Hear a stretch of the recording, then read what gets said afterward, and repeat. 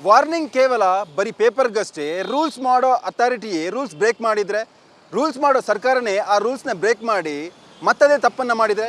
ಸದ್ಯಕ್ಕೆ silicon city ಬೆಂಗಳೂರಿನಲ್ಲಿ ಎಲ್ಲೆಲ್ಲೂ ನೋಡಿದರೂ ಬ್ಯಾನರ್, ಫ್ಲೆಕ್ಸ್, ಹೋರ್ಡಿಂಗ್ಸ್ಗಳ ಹಾವಳಿ. ಸದ್ಯಕ್ಕೆ ಸಿಲಿಕಾನ್ ಸಿಟಿಯ ಬೆಂಗಳೂರಿನ ರಸ್ತೆಗಳು ಯಾವ ರೀತಿಯಾಗಿದೆ ಅನ್ನೋದನ್ನು ನಮ್ಮ PNS ವಿಸ್ತಾರ ನ್ಯೂಸ್ನಿಂದ ಇವತ್ತು ಸಿಟಿ ರೌಂಡ್ಸ್ನ ಮೂಲಕ ನಿಮಗೆ ತೋರಿಸ್ತಾ ಹೋಗ್ತೀನಿ. ಬನ್ನಿ ಹೋಗೋಣ.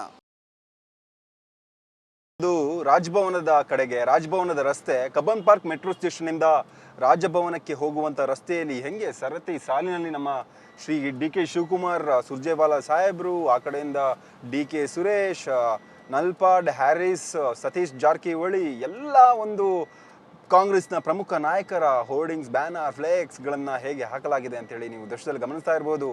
ನೀವು ನೋಡ್ತಿದ್ದಂಗೆ ಒಂದು ಕಡೆಯಿಂದಾಗಿ ಜನ ಡ್ರೈವ್ ಮಾಡ್ಕೊಂಡು ಹೋಗ್ತಿರ್ತಾರೆ, ಆಟೋ, ಕಾರು, ಬೈಕಲ್ಲಿ.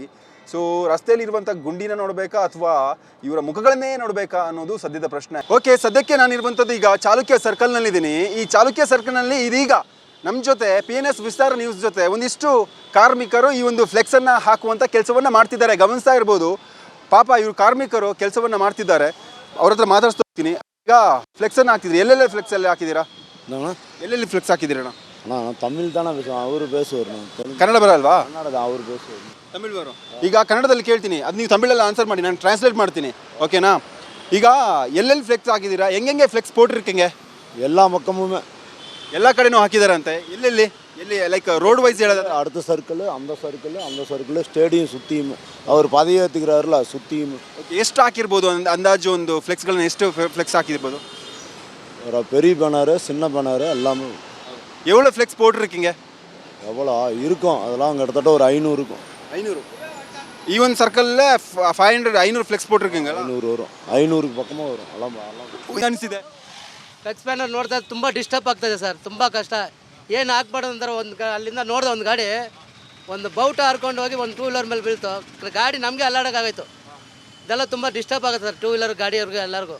ಇವತ್ತು ನಾಳೆ DK ಶಿವಕುಮಾರ್ ಅವರು ಮುಖ್ಯಮಂತ್ರಿ ಆಗ್ತಿದ್ದಾರೆ, ಅದಕ್ಕೋಸ್ಕರ ಹಾಕಿದ್ದಾರೆ.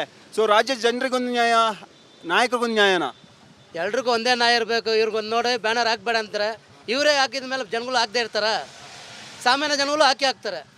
ಫಸ್ಟ್ ನಾವು ಮೈನ್ ಲೀಡ್ರೇ ಸರಿ ಇಲ್ಲ ಅಂದರೆ ಬರೆಯವ್ರು ಚಿಕ್ಕವ್ರು ಯಾರು ಸರಿ ಇರ್ತಾರ ಅನ್ಸುತ್ತೆ ಸರ್? ಈ ಥರ ಬ್ಯಾನರ್ ಎಲ್ಲ ಹಾಕೋದ್ರಿಂದಾಗಿ ನಗರದ ಸುಂದರತೆ ಹಾಳಾಗುತ್ತೆ ಅಂತ ಅನ್ಸುತ್ತೆ ನಿಮಗೆ? ಈ ಬ್ಯಾನರಿಂದ ಎಷ್ಟೋ ಮರಗಳು, ಈ ಪರಿಸರಗಳು ಎಷ್ಟೋ ಹಾಳಾಗತ್ತೆ. ಅದು ಹಾಕೋದು ದೊಡ್ಡದಿಲ್ಲ, ಅದು ಕರೆಕ್ಟ್ ಟೈಮ್ ತೆಗಿಬೇಕು, ತೆಗೆದು ಹಾಕೋಬೇಕು. ಒಂದೊಂದು ಕಡೆ ತೆಗೆಯೋದಿಲ್ಲ, ಹಂಗೆ ಬಿಟ್ಬಿಡ್ತಾರೆ. ಈ ಮಳೆ ಗಾಳಿಗೆ ಬಂದರೆ ಹಾರ್ಕೊಂಡೋಗಿ ಯಾವುದನ್ನ ಗಾಡಿ ಮೇಲೆ ಹೋದರೆ ಒಂದು ಅನಾಹುತ ಆಗುತ್ತೆ, ಗಾಡಿ ಅನಾಹುತ. ಅದೇ ಸರ್, ಎಲ್ಲ ರಾಜಕೀಯ ನಾಯಕರು ನಗು ನೋಡಿ ಎಷ್ಟು ಸ್ಮೈಲ್ ಮಾಡ್ತಿದ್ದಾರೆ ಅಂತೇಳಿ. ಆ ಸ್ಮೈಲ್ ನೋಡಿದ್ರೆ ನಿಮ್ಗೆ ಖುಷಿ ಆಗಲ್ವಾ? ಎಲ್ಲಿ ಸರ್, ಅವ್ರ ಮೇಲೆ ಮುಖದಲ್ಲಿ ಸ್ಮೈಲ್ ಇದೆ, ಬಡವ್ರ ಮುಖದಲ್ಲಿ ಅಳು ಇದೆ.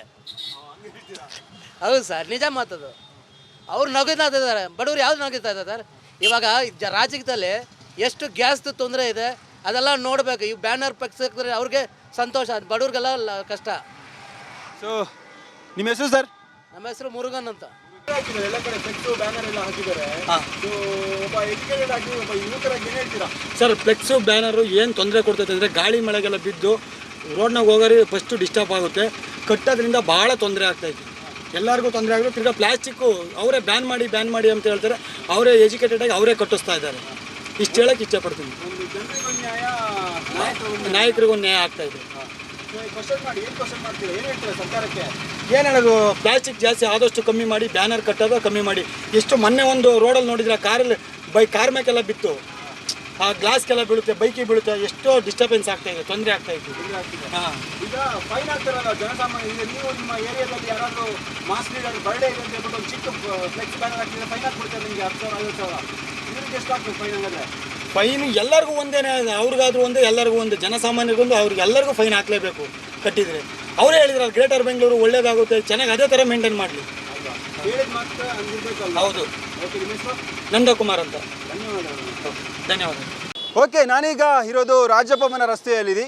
ಇಲ್ಲಿ ಕೂಡ ದೊಡ್ಡ ದೊಡ್ಡ ಫ್ಲೆಕ್ಸ್ಗಳನ್ನು ಹಾಕಲಾಗಿದೆ. ಅದರಲ್ಲಿ ಪ್ರಮುಖವಾಗಿ ಇಲ್ಲಿ ಕಾಣಿಸ್ತಿರುವಂಥ ಫ್ಲೆಕ್ಸ್ ಕರ್ನಾಟಕದ ಮುಖ್ಯಮಂತ್ರಿ DK ಶಿವಕುಮಾರ್ ಜೊತೆಗೆ DK ಸುರೇಶ್, ಕೆಳಗಡೆ ನಲ್ಪಾಡ್ ಹ್ಯಾರಿಸ್ ಅವರಿದ್ದಾರೆ.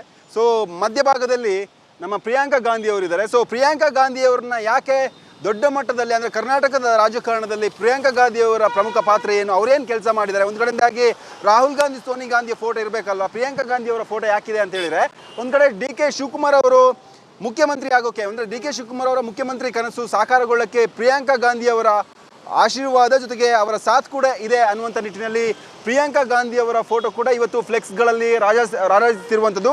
ಮತ್ತೊಂದು ಭಾಗದಲ್ಲಿ ರಾಜಭವನದ ಮುಂಭಾಗದಲ್ಲಿ ನೀವು ಗಮನಿಸ್ತಾ ಇರ್ಬೋದು, ಈಗಾಗಲೇ ಏನು ಪ್ರಮಾಣ ವಚನವನ್ನು ಮಾಡಲಿಕ್ಕಿದೆ. ನಾಳೆ ಈ ಒಂದು ರಾಜ್ಯದ ನೂತನ ಮುಖ್ಯಮಂತ್ರಿಯಾಗಿ ಸುಮಾರು 2 ವರ್ಷಗಳ ಆಳ್ವಿಕೆಯನ್ನು ಕೊಡೋಕೆ ಡಿ ಕೆ ಶಿವಕುಮಾರ್ ಅವರು ಪದಗ್ರಹಣವನ್ನು ಮಾಡಲಿದ್ದಾರೆ. ಅದಕ್ಕೆ ಸಿದ್ಧತೆ ಕೂಡ ನಡೀತಿರುವಂಥದ್ದು. ಆ ಸಿದ್ಧತೆಯ ಜೊತೆಗೆ ಫ್ಲೆಕ್ಸ್ಗಳನ್ನು ಹಾಕಲಾಗ್ತಿದೆ. ಸುಮಾರು ಈಗಾಗಲೇ ಈ ಒಂದು ಫ್ಲೆಕ್ಸ್ಗಳನ್ನು ಹಾಕುವಂಥ ಕಾರ್ಮಿಕರು ನಮ್ಮ ಬಳಿ ಮಾತನಾಡುವ ಸಂದರ್ಭದಲ್ಲಿ ಸುಮಾರು 500 ಫ್ಲೆಕ್ಸ್ಗಳನ್ನು ಈ ಒಂದು ರಾಜಭವನದ ಸುತ್ತಮುತ್ತದ ಸರ್ಕಲ್ ರಸ್ತೆಗಳಲ್ಲಿ ಹಾಕಿದ್ದೀವಿ ಅನ್ನುವಂಥ ಮಾತನ್ನು ಕೂಡ ಹೇಳ್ತಿದ್ದಾರೆ. ಇಲ್ಲಿ ನಮ್ಮ ಹೋರಾಟ ಫ್ಲೆಕ್ಸ್ಗಳ ವಿರುದ್ಧ ಅಥವಾ ಯಾಕೆ ಹಾಕಿದ್ದಾರೆ ಅನ್ನೋದು ಅಲ್ಲ. ಒಂದು ಕಡೆಯಿಂದಾಗಿ ನೀವು ರೂಲ್ಸ್ ಮಾಡೋದಿದ್ರೆ ಎಲ್ಲರೂ ಕೂಡ ಒಂದೇ ರೂಲ್ಸ್ ಮಾಡಿ, ಜನರಿಗೊಂದು ರೂಲ್ಸು, ನಿಮಗೊಂದು ರೂಲ್ಸು. ಅದರಲ್ಲೂ ಪ್ರಮುಖವಾಗಿ ಜನರು ವಾಹನದಲ್ಲಿ ಸಂಚಾರ ಮಾಡುವಾಗ ಪ್ರತಿದಿನ ಕೂಡ ನಿಮ್ಮ ಮುಖವನ್ನು ನೋಡ್ತಾನೆ ಇರ್ತಾರೆ. ಈ ರೀತಿಯಾಗಿ ದೊಡ್ಡ ಮಟ್ಟದ ಫ್ಲೆಕ್ಸ್ಗಳನ್ನು, ಬ್ಯಾನರ್ಗಳನ್ನು ಹಾಕಿದಂಥ ಸಂದರ್ಭದಲ್ಲಿ ನಾವೇನು ಮಾಡೋದು, ಜೊತೆಗೆ ಯಾರ ಮುಖ ನಾವು ನೋಡೋದು, ಕಣ್ಣಿಗೆ ನಮ್ಗೆ ತುಂಬ ಹೊಡೆಯುತ್ತೆ, ಡಿಸ್ಟರ್ಬ್ ಆಗುತ್ತೆ ಸರ್ ಅಂತೇಳಿ ವಾಹನ ಸವಾರರು ಕೂಡ ಮಾತನಾಡಿದ್ದನ್ನು ನಾವು ಕೇಳಿದ್ದೀವಿ.